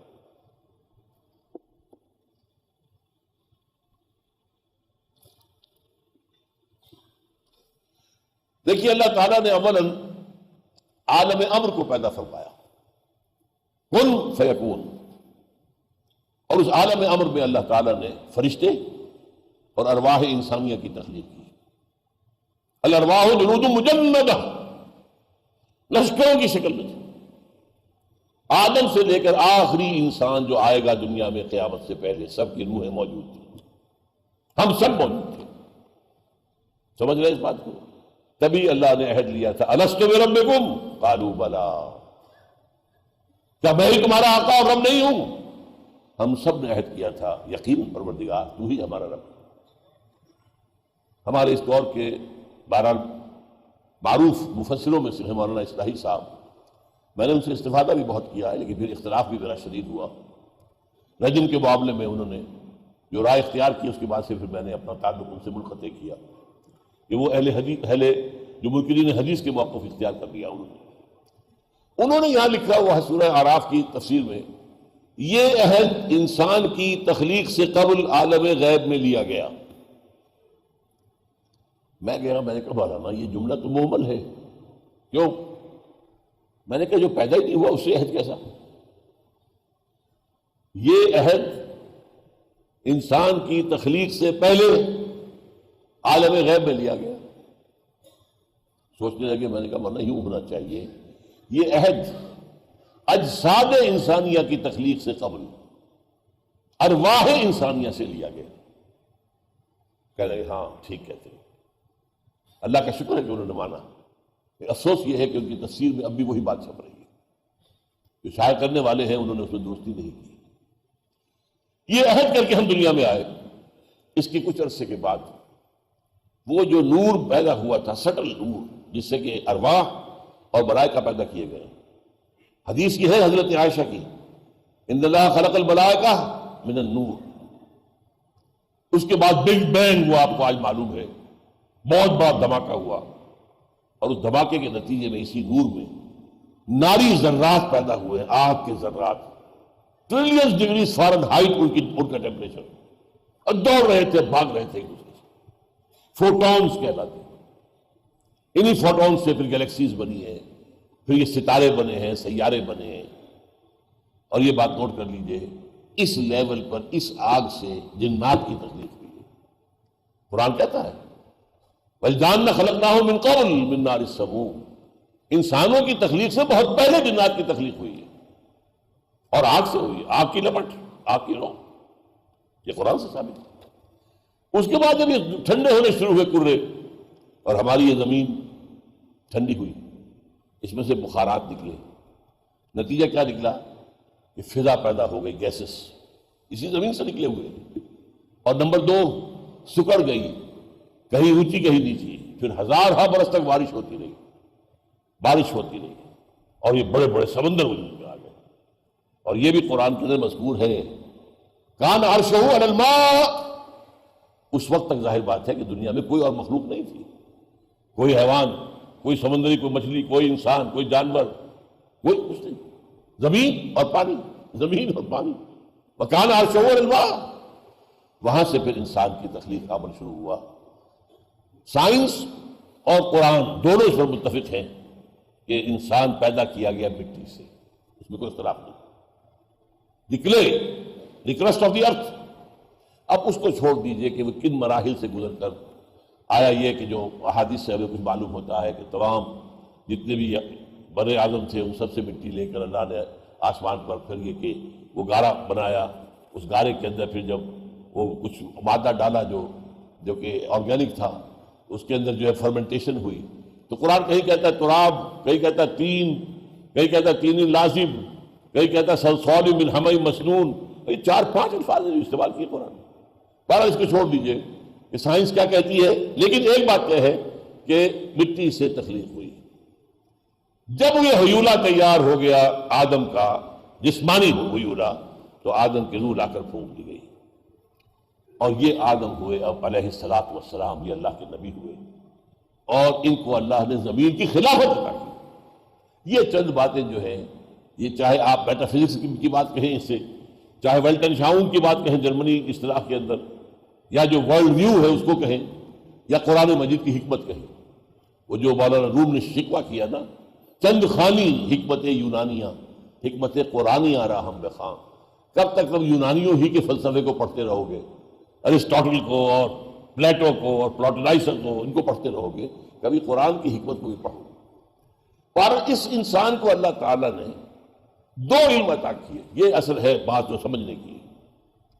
اور جہاں یہ ذکر ہے حضرت آدم کی تخلیق اور انہیں خلافت دیے جانے کا، سورہ بقرہ کا 4واں رکوع، شروع میں ایک علم کا ذکر ہے، وَعَلَّمَ آدَمَ الْأَسْمَاءَ كُلَّهَا. آدم کو سارے نام سکھا دیے اللہ نے. یعنی نام کن چیزوں کے؟ نام کچھ چیزوں کے ہوتے ہیں نا، میٹیریل تھنگس. اس کا کیا نام ہے، اس کا کیا نام ہے. میٹیریل ورلڈ جو وجود میں آنے والی تھی، اس کی تمام چیزوں کا علم آدم کو دے دیا گیا. لیکن دیا گیا کس شکل میں؟ جیسے آم کی گٹھلی میں پورا آم کا درخت ہوتا ہے تو صحیح نا، لیکن یہ وجود میں تو آئے گا، ذرا وقت لگے گا. یہ گٹھلی پھٹے گی، 2 پتیاں نکلیں گی، پھر وہ آگے پودا بنے گا، پھر کئی سال لگا کر وہ درخت بنے گا، پھر آم آئے گا نا. ایک آدم میں امر ہے، وہاں وقت کوئی نہیں لگتا، نو ٹائم انوالوڈ. انما امرہ اذا اراد شیء فانما یقول له کن فیکون، نو ٹائم. لیکن عالم خلق کے اندر وقت لگتا ہے. رحم مادر میں بھی بچہ جو ہے 9 مہینے لیتا ہے، تب وہ انسانی شکل میں آتا ہے. آم کا درخت بھی کچھ سال لے گا، تب وہ آپ کو پھل دے گا. عالم خلق میں ٹائم انوالوڈ ہے، اور آسمان و زمین کی تخلیق 6 دنوں میں. اب یہ دن کون سے ہیں؟ یہ تو ہم سمجھ نہیں سکتے. یہ دن یونیورسل ڈیز. ایک تو ہمارا دن ہے سورج کا، ہماری زمین کا ایک چکر جو ایک دن ہو گیا. لیکن یہ کہ اس پورا ہمارا جو ایک سلسلہ ہے سولر، اس پورے سولر سسٹم کے دن کو کیا ہوگا، جبکہ یہ پورا سولر سسٹم ایک چکر مکمل کرے اس کا ایک دن بنے گا. گلیکسی کا ایک دن کیا ہوگا اس کا آپ اندازہ کر لیجیے. تو قرآن اسی لیے کہتا ہے نا، اللہ کا عام دن جو ہے وہ 10,000 برس کا ہے، 1000 برس کا ہے، اور ایک جگہ 25,000 برس پہ 50,000 برس کا بھی. بہرحال اس میں جو تخلیق ہوئی تو پھر آدم کو ایک آنکھ تو یہ دے دی گئی دنیا کا علم حاصل کرنے کے لیے، اور دوسری آنکھ دی گئی وحی سے استفادے کے لیے. وَإِمَّا يَأْتِيَنَّكُم مِّنِّي هُدًى فَمَن تَبِعَ هُدَايَ فَلَا خَوْفٌ عَلَيْهِمْ وَلَا هُمْ يَحْزَنُونَ. یہ دو اللہ تعالیٰ نے علم کے شعبے انسان کو ابتدا میں دیے، اور ان دونوں کے ساتھ انسان نے قدم بقدم آگے بڑھنا شروع کیا. ایک طرف نبی آ رہے ہیں، اللہ کی ہدایت چلی آ رہی ہے، ہدایت میں ارتقاء ہو رہا ہے جیسے انسانی ذہن کا ارتقاء ہو رہا ہے. کبھی انسان بچپنے میں بھی تھا ذہنی اعتبار سے، کبھی آخر جوان ہونے میں وقت لگا ہے اس کے. اسی لیے ہدایت خدا بندی پہلے دن مکمل نہیں دے دی گئی، نہیں، قرآن میں لا کر اس کی تکمیل کی گئی. الیوم اکملت لکم دینکم واتممت علیکم نعمتی. نعمت ہدایت میں نے اس کا اتمام کر دیا تمہارے اوپر. اسی طریقے سے انسان کا تمدنی ارتقاء ہوا. کبھی غاروں میں رہتا تھا، پھر قبائلی نظام بنا، پھر شہروں میں رہنا شروع کیا، پھر بڑی مملکتیں اور امپائرز کا دور آ گیا. اب یہ جو نظام چل رہا تھا، انسان پر ظلم کرنے والا بن گیا. بادشاہوں کے کچھ چھرے ہیں، ان کے محل ہیں، ان کے عیش ہیں، اور اس کی عیش کی جو بنیاد ہے وہ کاشتکار ہے، خون پسینہ ایک کر کے جو پھل جو حاصل کر رہا ہے فصل، لیکن اس کے بچے کے لیے کھانے کو نہیں ہے، اس کے بچے کے لیے فاقے ہیں، عیش ان کے جاگیرداروں کے ہے، بادشاہوں کے. ان تمام کو دور کرنے کے لیے، ختم کرنے کے دین حق دیا گیا اور اس کی تکمیل کی گئی. الیوم اکملت لکم دینکم واتممت علیکم نعمتی ورضیت لکم الاسلام دینا. یہ تو ایک طرف ہو رہا ہے. دوسری طرف کیا ہو رہا ہے؟ سائنسی ترقی. آنکھ نے دیکھا، کان نے سنا، دماغ نے نتیجہ نکالا، اور نتیجہ نکال کر یہ جو کمپیوٹر ہے یہاں، آپ نے سینس ڈیٹا اس کو فیڈ کیا، اس نے پروسیس کیا، نتیجہ نکالا، میموری کے اندر ڈال دیا. اب میں سارے کمپیوٹر کی اصطلاح استعمال کر رہا ہوں. یہ بہت بڑا کمپیوٹر، بہت بڑا کمپیوٹر. اس کے بعد آپ نے مزید دیکھا اور مطالعہ کیا، غور کیا، اب اس کے بعد اور نتیجہ نکلا، اس کو پہلے سے کمپیئر کیا، دونوں سے ایک اور نتیجہ نکلا، اسے بھی میموری ڈال. رفتہ رفتہ انسان یہ بھی کیڑی کی چال چلتا ہوا یہ علم جو ہے، جو اصل میں اسماء کی شکل میں حضرت آدم کو دے دیا گیا تھا، لیکن اس کی ایکسفولیشن کے اندر وقت لگا ہے. وہ آم کی گٹھلی کے آم بننے کے اندر وقت لگا ہے. پچھلے 200 سال جو ہے اس معاملے کے اندر انتہائی عجیب ہے. ایکسپلوژن ہوا ہے معلومات کا، اتنا دھماکہ ہوا ہے معلومات کا کہ آج کسی انسان کے لیے ممکن نہیں ہے کہ وہ تمام علوم کی جو ہے موٹی موٹی باتیں بھی جمع کر سکے اپنے ذہن کے اندر. ممکن نہیں. آج صورتحال کیا ہے کہ عروج آدم خاکی سے انجم سہمے جاتے ہیں کہ یہ ٹوٹا ہوا تارا مہ کامل نہ بن جائے. لیکن اس زمن میں ایک جو حادثہ ہوا ہے وہ کیا تھا؟ بدقسمتی سے یورپ کے اندر پاپائیت کی ایک حکومت قائم تھی جو بڑی تنگ نظر، بڑی سخت، بڑی مستبد. پاپائیت کے تحت سائنس کی تعلیم حرام، فلسفے کی تعلیم حرام. کسی گھر سے اگر فلسفے کی کتاب نکل آئی جلا دو، اگر سائنس کی نکل آئی جلا دو، گھر جلا دو، گھر جلا دو، کتابیں نہیں، گھر جلا دو. اس وقت جو ہے اسلام جو جزیرہ نما عرب سے نکلا ہے، اور پھر آپ کو معلوم ہے 80 برس کے اندر اندر ہسپانیہ میں داخل ہوا، یورپ میں آیا ہے، اور یورپ میں داخل ہو کر وہاں عظیم یونیورسٹیاں قائم کی، کارڈووا کی یونیورسٹی، گریناڈا کی یونیورسٹی، ٹولیڈو کی یونیورسٹی. یورپ کے نوجوان آئے، یہاں سے آ کر علم حاصل کر کے گئے. نتیجہ کیا نکلا؟ 2 تحریکیں وہاں چلی، اصلاح مذہب اور احیاء العلوم. علم کو زندہ کرو، سائنس کو زندہ کرو. اور یہ مذہب جو ہے یہ کیا لے کر بیٹھے ہوئے ہیں؟ مذہب کے خلاف جو ایک نفرت پیدا ہو گئی تھی پاپائیت کے نظام کی وجہ سے، سائنسی ترقی کے اندر وہ مذہب سے دوری، وہ ابتدا ہی میں داخل ہو گئی. یہ ہے اہم نکتہ. دیکھیے اگر یہ دونوں آنکھیں برابر چلتی رہتی، اس میں کیا ہوتا؟ آپ کی مادی ترقی بھی ہو رہی ہے، اور ہدایت جو ہے اس کی بنا پر آپ اس کے جو حل ہیں ان کا صحیح استعمال بھی کر رہے ہیں، اس لیے ہدایت آ رہی ہے، وہی آ رہی ہے۔ فَإِمَّا يَأْتِيَنَّكُم مِّنِّي هُدًى فَمَن تَبِعَ هُدَايَ فَلَا خَوْفٌ عَلَيْهِمْ وَلَا هُمْ يَحْزَنُونَ۔ تو یہ دونوں ساتھ ساتھ چلتے، تو میں نے خاص طور پر حضرت یوسف علیہ حضرت سلیمان کا ذکر کیجئے کہ حضرت سلیمان کو اللہ نے کس قدر طاقت دے دی تھی، ہوا ان کے کنٹرول میں تھی، جنات ان کے کنٹرول میں تھے، پرندے درندے وہ ان کے کنٹرول میں تھے۔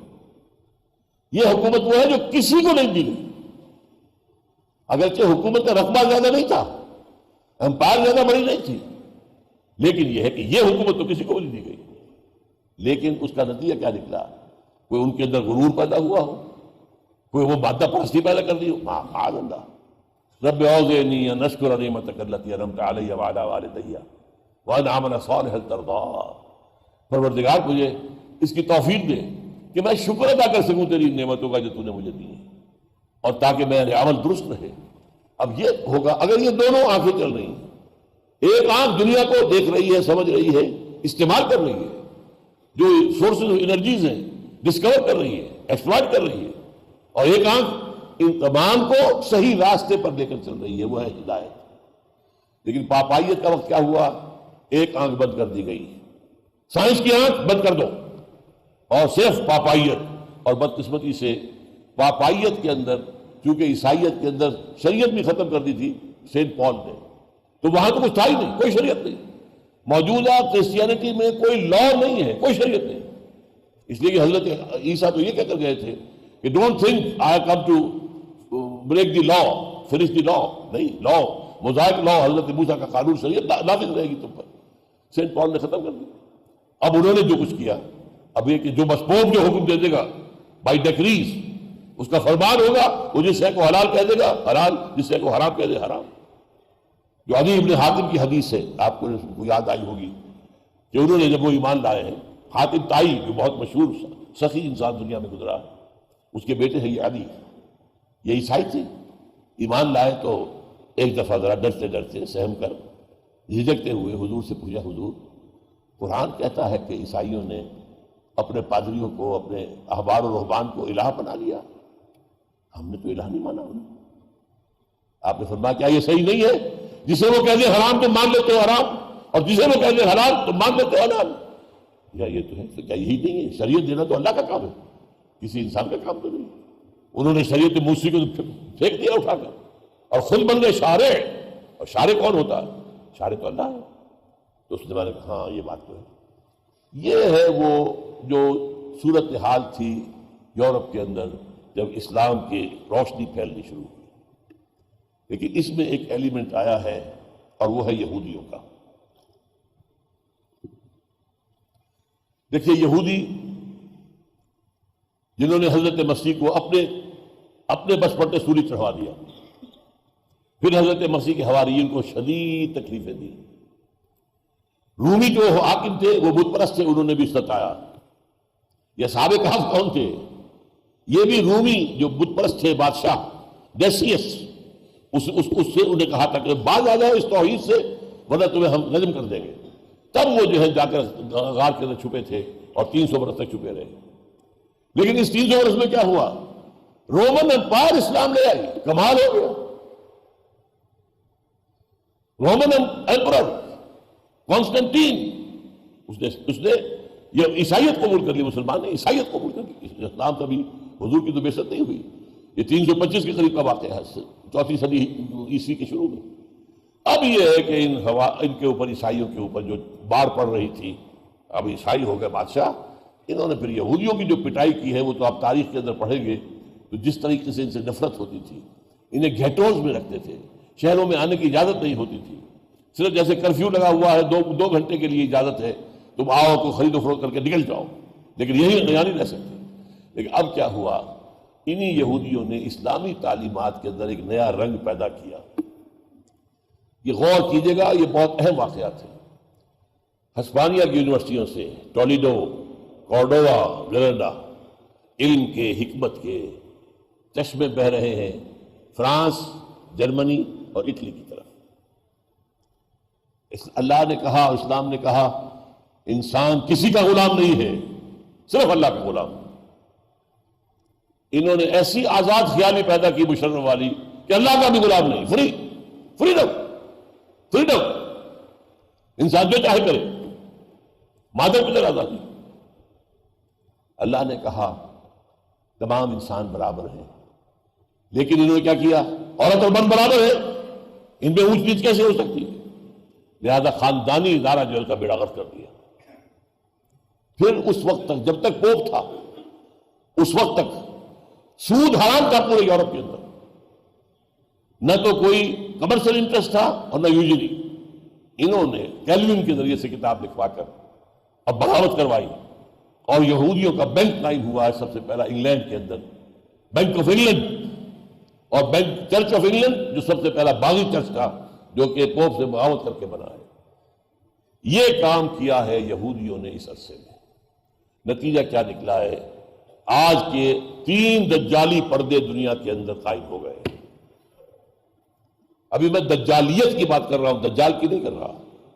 دجال میں بتا چکا ہوں، ایک تو وہ جھوٹے مدعیان نبوت، جن میں سے ایک آنا ہے بہت جلد، زیادہ دور نہیں، کیونکہ وہ کتاب الملاحم میں جو ذکر ہے حضور نے فرمایا ہے جو جنگیں ہونے والی ہیں، ان سے اندازہ یہ ہوتا ہے کہ وہ اب دور نہیں ہے، بہت بڑی جنگ۔ حضور فرماتے ہیں اتنی بڑی جنگ ہوگی، اتنی ہلاکتیں ہوں گی کہ اگر ایک باپ کے 100 بیٹے ہوں گے تو 99 ختم ہو جائیں گے ایک بچے کا۔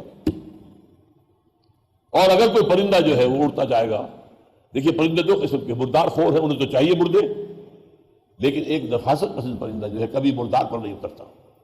کوئی پرندہ اڑتا جائے گا، اترنا نہیں چاہے گا نیچے، لاشیں لاشیں لاشیں لاشیں لاشیں لاشیں لاشیں، دوڑتا چلا جائے گا، اڑتا چلا، یہاں تک کہ تھک ہار کر اس کے بازو شل ہو جائیں گے، گرے گا تو لاش پر گرے گا۔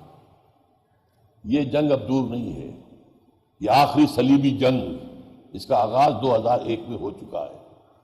بعد میں میں بھول جاؤں آپ کو، یہ آپ مجھے زیادہ تو اندازہ نہیں تھا کہ کتنے حضرات یہاں آئیں گے، میں 1000 وہ لے کر آیا ہوں جو آپ کو تقسیم کیا گیا ہے۔ ویسے تو اور بے شمار ثبوت ہے کہ یہ جو جنگ 2001 میں شروع کی ہے بش نے، وہ صلیبی جنگ ہے، اس کی اپنی زبان سے نکل گیا تھا، نکل جاتی ہے جس کے منہ سے سچی بات مستی میں، فقیہ مصلحت بھی سے اور ازد وعدہ خار اچھا، کہہ دیا تھا اس نے صلیبی جنگ۔ لیکن یہ اتنا بڑا ثبوت ہے، شہد شاہد من اہلہا، گھر کا بھیدی لنکا ڈھا رہا ہے۔ 2001 کے 9/11 اس سے 1 مہینے پہلے رسالہ چھپا ہے یہ امریکہ میں، دی فیلاڈیلفیا ٹرمپٹ، اور یہ ملینز کی تعداد میں چھپتا ہے، مفت تقسیم ہوتا ہے۔ اتنا بڑا ادارہ ہے، اتنا بڑا ادارہ ہے۔ اس کا جیری فلیشر اس کا ایڈیٹر ہے۔ اگست کا شمارہ، یعنی 9/11 سے 1 مہینے قبل کا اشارہ شمارہ، اور اس میں یہ لکھا ہوا ہے، یہ تصویر ہے ڈوم آف راک اور مسجد اقصی، اور بولڈ الفاظ میں کیا ہے آپ کے پاس ہے، جن کے پاس بھی پہنچ گیا ہے، کیا لکھا ہے؟ Most people think the crusades are a thing of the past over forever, but they are wrong. Preparations are being made. 2001 میں لکھ رہا ہے، اگست میں لکھا ہوگا، جولائی میں چھپا ہے اگست میں۔ Preparations are being made.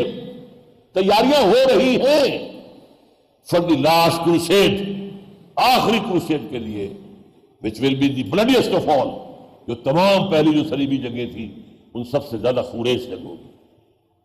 یہ تو گھر کا بھیج دیا، شاہد شاہد من اہلہا۔ یہ سارا کس لیے ہو رہا ہے؟ گریٹر اسرائیل بنانا ہے، سارے اسرائیلیوں کو وہاں لانا ہے پوری دنیا سے، مسجد اقصیٰ کو گرانا ہے، قبۃ الصخرہ کو گرانا ہے، وہاں 3rd ٹیمپل بنانا ہے، اور وہاں لا کر حضرت داؤد کا تخت جمانا ہے۔ یہ بھی یہ بات نہیں ہوگی بہت سے حضرات کے لیے، تخت داؤد کہاں سے آٹپ کا؟ 3000 برس پرانا تخت، حضرت داؤد کا کس زمانے میں تھے؟ وہ تو 1000 BC میں تھے، حضرت عیسیٰ سے بھی 1000 سال پہلے ان کا تخت۔ وہ ہسٹری بھی اسی رسالے نے بیان کی تھی۔ یہ ایک پتھر تھا جس پر بٹھا کر حضرت داؤد کی تاج پوشی ہوئی، پھر اسی پر حضرت سلیمان علیہ السلام کی تاج پوشی ہوئی، پھر حضرت سلیمان نے ہیکل بنا دیا نا، مسجد، ہم تو مسجد کہیں گے اسے، وہ ٹیمپل کہتے ہیں، سولومنز ٹیمپل، اس میں رکھ دیا گیا۔ تمام جو یہودی بادشاہ ہوتے تھے ان کی جو تاج پوشی ہوتی تھی وہاں اس پر بٹھا کر ہوتی تھی۔ 70 عیسوی میں ٹائٹس رومی جنرل نے جب گرا دیا 2nd ٹیمپل کو، تو یہ پتھر جو ہے اس نے کہا یہ لوگ یہ سب اس کو بڑا مقدس سمجھتے ہیں، وہ ساتھ لے گیا. خود تو بت پرست تھا، اسے کسی مذہب سے کوئی سروکار ہی نہیں تھا. وہ گیا روم سے گیا آئرلینڈ سے گیا اسکاٹ لینڈ سے آیا انگلینڈ میں. 14ویں صدی عیسوی میں یہ انگلینڈ میں پہنچا اور وہاں اسے کرسی کی سیٹ کے اندر لگا کر تھرون بنا دیا گیا. اور ویسٹ منسٹر ایبے جو پارلیمنٹ ہاؤس ہے برطانیہ کا، ویسٹ منسٹر، اس کے ساتھ جو چرچ ہے ویسٹ منسٹر ایبے، اس میں وہ رکھا ہوا ہے. اور تمام کوئی بھی انگریز بادشاہ ہو، کوئی بھی کوئن ہو، تاج پوشی اس تخت پر ہوتی ہے. یہ تخت لایا جائے گا جب تھرڈ ٹیمپل بن جائے گا. یہ ان کا پروگرام ہے. ہونا کیا ہے یہ تو اللہ کو معلوم ہے، لیکن جو نقشہ ہے جس کے لیے یہ جنگ چھیڑی گئی ہے، یہ جنگ اصل میں کس لیے چھیڑی گئی ہے؟ ایک تو یہ کہ اس پورے علاقے کے اندر جو ہے گریٹر اسرائیل قائم ہو، اور نمبر 2 یہ کہ انہیں معلوم ہے کہ اس میں 2 ملک ایسے ہیں جو ہمارے لیے لوہے کے چنے بن سکتے ہیں. ایک افغانستان، یہاں وہ قوم موجود ہے. میں یہاں پر آپ کو گواہی دینا چاہتا ہوں، ٹوائنبی کا نام آپ نے سنا ہوگا. 20ویں صدی عیسوی کا سب سے بڑا فلسفی تاریخ، ایک ہے مورخ، ایک ہے فلسفی، تاریخ کا فلسفی. تو ٹوائنبی is accepted as the greatest philosopher of history. اس نے یہ لکھا ہے 21ویں صدی میں جنگ کمیونزم اور کیپٹلزم کے مابین نہیں ہوگی، اس لیے کہ کمیونزم اپنے آپ کو سسٹین ہی نہیں کر سکے گا. 21ویں صدی کی اصل جنگ عیسائیوں اور مسلمانوں کے مابین ہوگی. 1950 میں سیویلائزیشن آن ٹرائل اس کی کتاب ہے، اس میں اس نے یہ لکھا. دوسرے اس نے یہ لکھا ہے 1930 میں افغانستان میں صحیح اسلامی تہذیب کی جڑیں موجود ہیں اور دنیا میں اسلامی تہذیب کا احیاء اسی سرزمین سے ہوگا. اب یہ تو میں نے آپ کو ایک فلاسفر آف ہسٹری کی بات بتائی ہے نا.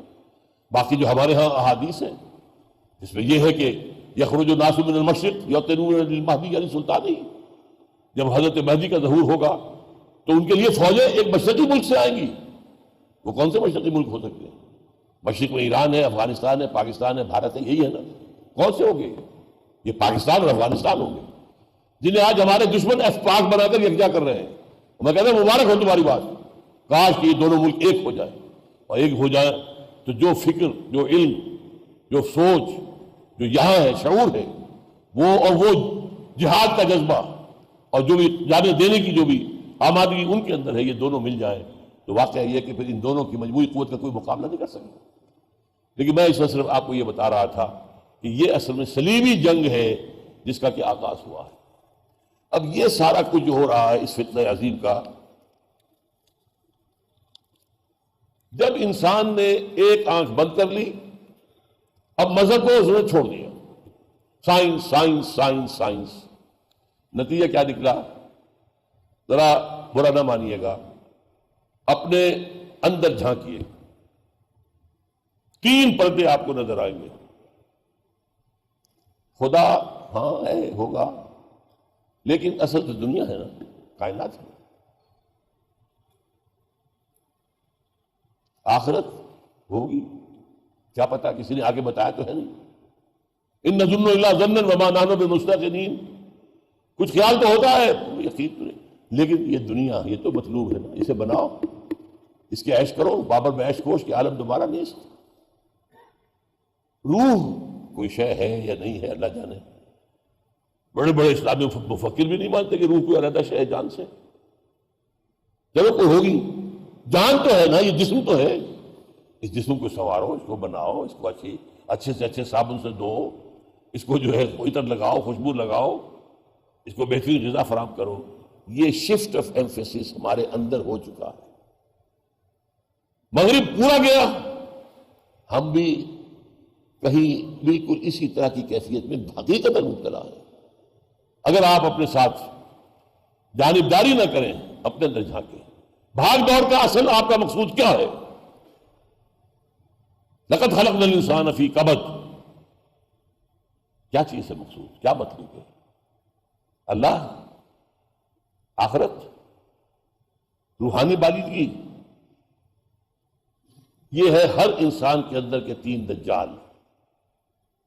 اور ایک 3 دجالی فتنے وہ ہیں کہ جو آج پورے گلوب کو انہوں نے اپنے لپیٹ میں لے لیا ہے. جیسے 3 لحاف ہے جو لپٹے ہوئے ہیں اس کے گرد. نمبر 1 حاکم اللہ، اجی نہیں، ایک طرف رکھو اسے، حاکم ہم خود ہیں. فرعونیت،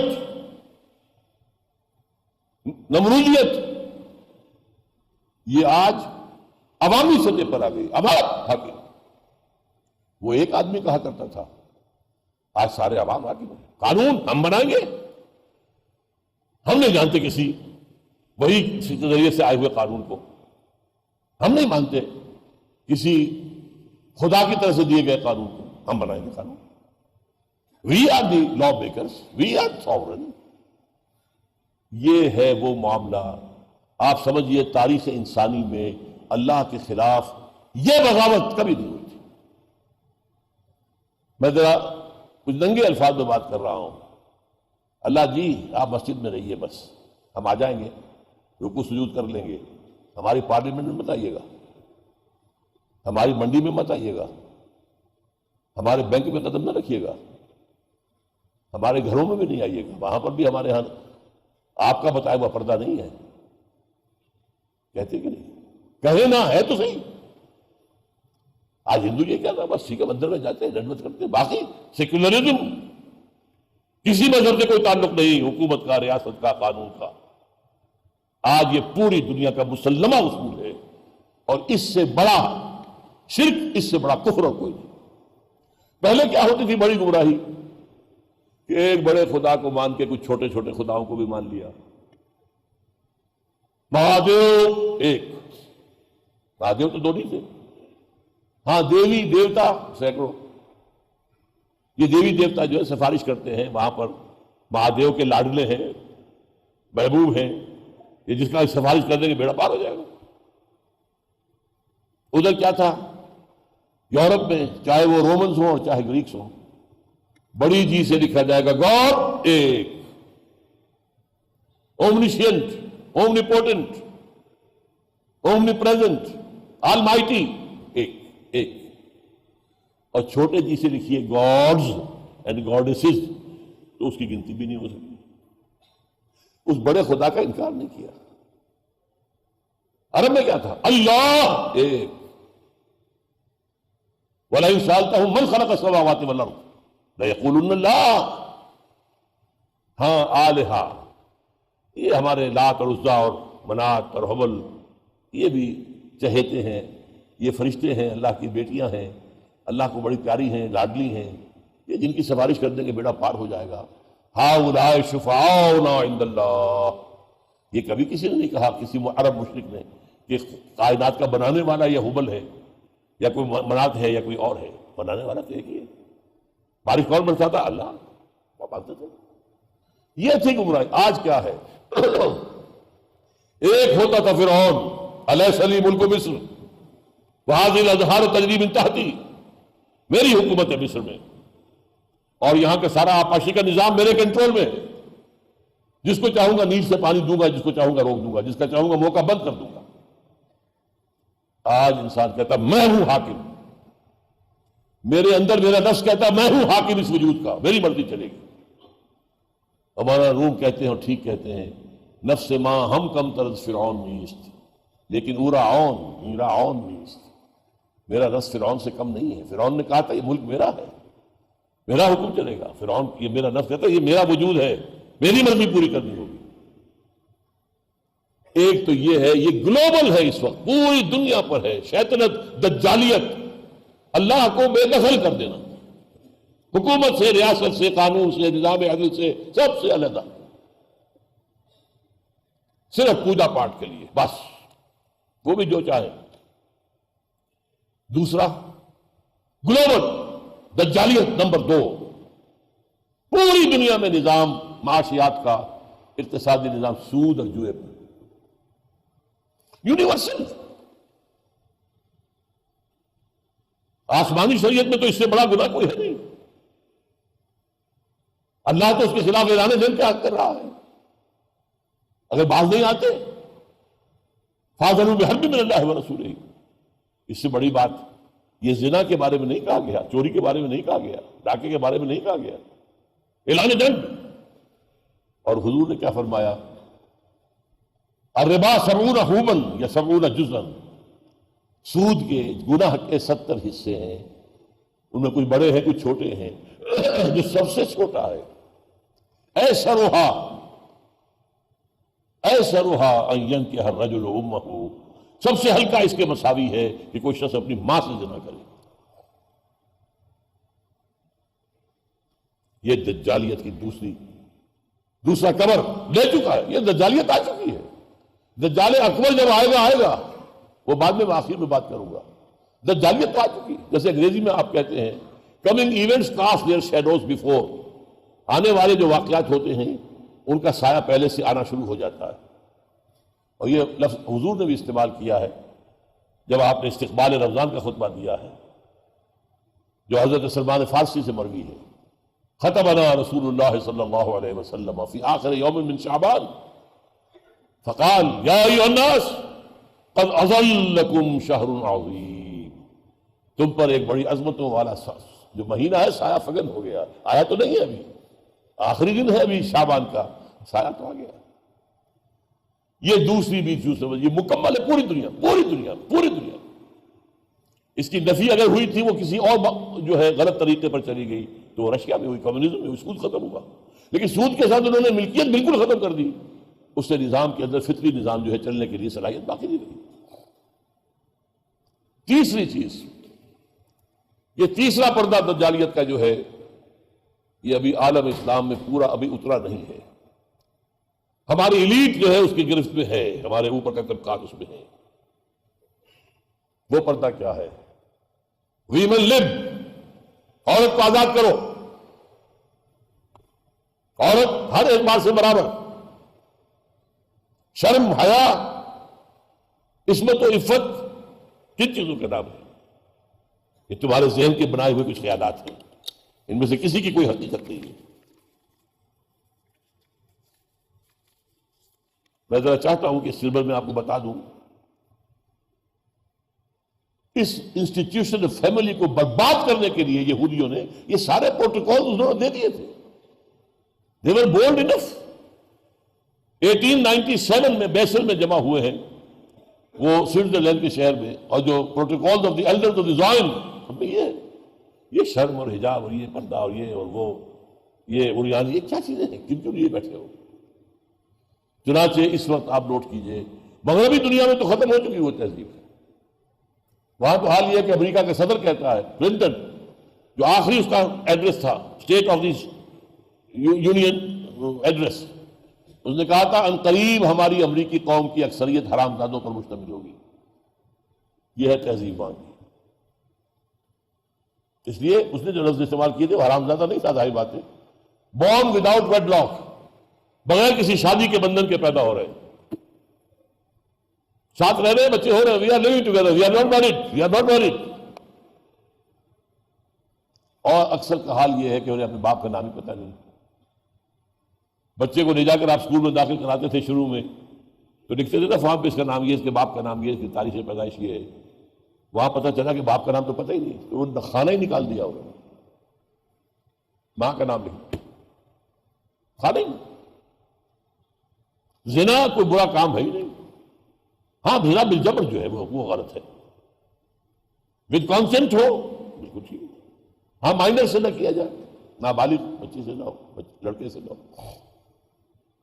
اب اس میں آپ کو بتانا ہی چاہ رہا ہوں کہ اس وقت عالم اسلام کو اس گھیراؤ میں لینے کے لیے بلینز نہیں ٹریلینز آف ڈالر خرچ ہو رہے ہیں کہ جو تہذیب ہماری تھی وہی یہاں پر بھی آ جائے، پوری طریقے سے آ جائے۔ اس کے لیے پہلے کانفرنس ہوئی قاہرہ میں 1994 میں، women lab conference. In conference per billions of dollars خرچ ہوتے ہیں ایک دن کے لیے۔ پھر ہوئی 1995 میں بیجنگ کانفرنس، پھر 5 سے 9 جون 2000 میں ہوئی نیو یارک میں، یو این او کی جنرل اسمبلی کے تحت ہوئی ہے بیجنگ +5 کانفرنس، جس کا نام کیا ہے؟ Women 2000، gender equality, development and peace for the 21st century. اس میں طے کیا کیا گیا ہے، جو ڈاکومنٹ تیار کیا گیا تھا اپریل 2000 میں، ہومو سیکسولیٹی جو ہے، ہم جنس پرستی، اسے نارمل سمجھا جائے، ایب نارمل نہ سمجھا جائے۔ ہم جنس شادیوں کو مانا جائے، ریکگنائز کیا جائے، رجسٹر کیا جائے۔ دو مردوں کی شادی، ایک مرد شوہر، دوسرا مرد بیوی۔ دو عورتوں کی شادی، ایک عورت شوہر، ایک عورت بیوی، ہو رہا ہے۔ سب سے آگے اسکینڈینیوین کنٹریز نکل گئی تھی، اس کے بعد جو ہے برطانیہ، پھر اب امریکہ کی بہت سی ریاستیں وہاں رجسٹریشن ہو رہی ہے۔ عورت گھر کا کام کرنے سے انکار کر سکتی ہے، نہ کرے تو ویج مانگ سکتی ہے اپنے شوہر سے۔ حمل اور وضع حمل کی تکلیف برداشت کرنے کا بھی ہرجانہ مانگ سکتی ہے۔ شوہروں کی خواہش جو ہے جنسی پوری کرنے میں طبیعت آمادہ نہ ہو اور انکار کرے اور شوہر مجبور کرے، it will be called marital rape, یہ زنا شمار ہوگا۔ اور جنہیں تم پروسٹیٹیوٹس کہتے ہو، یہ لفظ اپنی ڈکشنری سے نکال دو، they will now be called sex workers, مزدور ہیں، جنسی مزدور ہیں۔ ایک مرد ہے اپنے جسم کی طاقت استعمال کر رہا ہے، کسی کھود رہا ہے، اونٹیں ڈھو رہا ہے، شام کو لیتا ہے نا 100-200 جو بھی روپیہ لیتا ہے۔ ایک عورت نے بھی اپنے جسم کا ایک حصہ استعمال کیا پیسے لیے، تم کون ہوتے ہو روکنے والے؟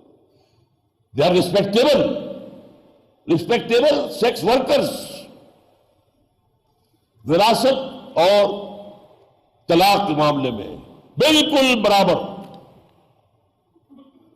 یہ پہلی دو کانفرنسیں جو تھی، قاہرہ کانفرنس اور بیجنگ، اس میں کچھ مسلمان ممالک جو ہے وہ کچھ ریلیکٹنٹ تھے کہ نہیں، اس حد تک نہیں جانا چاہیے، we won't be able to sell these things to our country، اپنے ملک کے لوگوں سے بنوا نہیں سکیں گے۔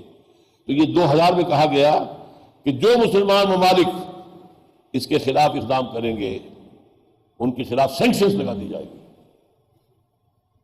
اس کا نام دیا گیا the social engineering program of the United Nations Organization. یہ نئی انجینئرنگ ہو رہی ہے، معاشرے کو نئے ڈھنگ پہ ڈھالا جا رہا ہے، جس میں بربادی ہے خاندان کے ادارے کی، اور عصمت و عفت کی کوئی قدر، کوئی ویلیو نہیں ہے۔ عورت جو ہے، اب حالانکہ اس کا تجزیہ کرنے کا وقت نہیں ہے، سب سے بڑا نقصان جسے ہوتا ہے وہ عورت ہے۔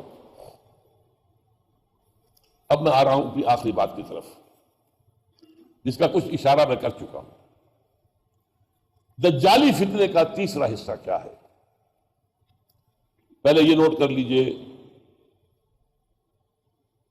شر کا منبع سرچشمہ ابلیس، اس کے صلبی ایجنٹ بھی، مانوی ایجنٹ بھی، انسانوں میں بھی اس کے مرید ہیں۔ لیکن حضرت مسیح علیہ السلام کے ساتھ جو معاملہ کیا یہود نے، اس کے بعد سے جو اللہ نے سزا دی ہے وہ یہ ہے کہ اس وقت دنیا میں حضرت مسیح کے بعد سے لے کے اب تک اور آگے تک اس شیطان ابلیس کے سب سے بڑے ایجنٹ یہودی ہیں۔ یہ سارا جو میں نے آپ کو بتایا یورپ کے اندر، یہ ساری جو وہاں پر سوشل انجینئرنگ کی انہوں نے کی، سیکولرزم ان کی ایجاد، بینکنگ ان کی ایجاد اکثر لوگوں کو معلوم نہیں ہے۔ علامہ اقبال کہتے ہیں، ای بلوک ای فکر چالاک یہود، نور حق از سینہ آدم ربود۔ یہ جو بینک ہے یہ یہودیوں کی جو سازشی ان کا جو ذہن ہے اس کی پیداوار ہے۔ ای بلوک ای فکر چالاک یہود، اللہ تعالیٰ نے جو یہاں روح پھونکی تھی، نور رکھا تھا، وہ نور انہوں نے سرد کر دیا بینکوں نے۔ نور حق از سینہ آدم ربود، تا جگر گرد ای نظام، تا نہ گردد ای نظام، تا تہو بالا نہ گردد ای نظام، دانش و تہذیب و دین سودا خام۔ جب تک یہ بینکوں کا بیڑا غرق نہیں ہوتا، کون کہہ رہا ہے؟ اقبال کہہ رہا ہے، کوئی مولوی تو نہیں کہہ رہا۔ اور اقبال کی پہلی کتاب تھی علم الاقتصاد پر، پہلی کتاب، تا کہو بالا نہ گردد ای نظام، جب تک ان بینکوں کا نظام تل پٹ نہیں ہوتا۔ کہاں کی دانش، کہاں کی دین، اور کہاں کی دانش و تہذیب و دین سودا خام، سارا ان کا کیا ہوا بے حیائی۔ پھر اس کو جس طریقے سے انہوں نے سینما کے ذریعے سے، ٹیلی ویژن کے ذریعے سے، اخبارات کے ذریعے سے جس طرح پھیلایا ہے، کبھی کبھی بہت عرصہ ہوا کبھی نظر آ جاتی تھی کوئی پچھلی 200 سال پرانی کوئی جو ہے مغربی تہذیب کی کوئی فلم، ان کی عورتوں کے پورے لباس ہوتے تھے، ٹخنے تک پورا لباس، اور سر پر اسکارف. ہمیشہ سے مغربی عورت اتنی ننگی تو نہیں تھی جتنی آج. اور بات تو کیجیے عقل سے، مرد پورا ملبوس ہے، سوٹ ٹائی سمیت، اور عورت ننگی. یہ سب کچھ خود نہیں ہو گیا، یہ ابلیس. میں انہیں حکم دوں گا اور یہ اے اللہ تیری تخلیق کو بدلیں گے. یغیرن من خلق اللہ. مرد اور عورت کو اللہ نے بنایا تھا، ان کے وظائف کچھ اور رکھے تھے، ان کی ذمہ داریاں مختلف رکھی تھی، ہر ایک کے حصے کا اپنا فرض تھا. کیا بنا دیا انہوں نے؟ السلام علیکم ورحمۃ اللہ وبرکاتہ. مزید اسلامک بیانات سننے کے لیے ہمارے اس چینل ہیئر فیت کو سبسکرائب کیجیے. شکریہ.